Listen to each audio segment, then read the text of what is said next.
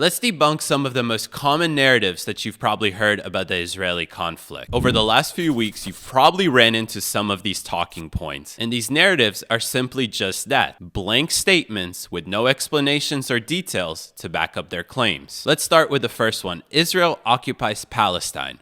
Wrong. On November 29, 1947, the United Nations adopted Resolution 181 that divided Great Britain's former mandated land into Jewish and Arab states once the mandate ends. In 1948, once the mandate ended, the Jewish state was created, which was recognized by the international community. Egypt and Jordan, tasked with creating Palestine, refused and instead went into war against the new state of Israel. Israel ethnically cleansed Arabs from their homes.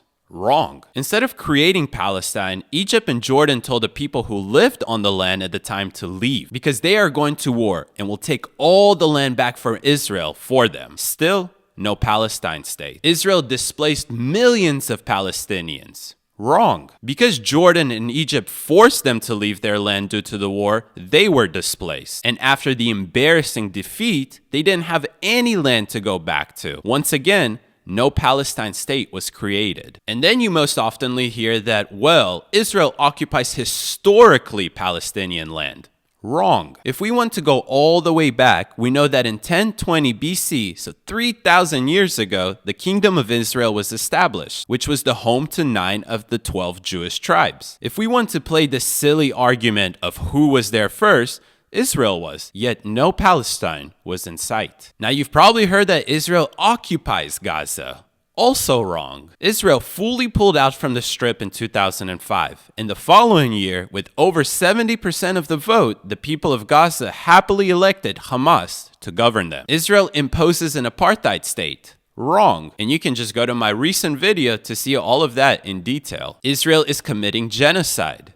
Wrong. A genocide is the deliberate killing of particular ethnic groups in the aim of destroying the groups. Israel, with its 2.1 million Arabs that live inside of it, has only one goal: to eliminate Hamas. Israel oppresses Arabs. Also wrong. Arabs, regardless of their fate, enjoy full and equal rights in Israel. Israel oppresses Gaza.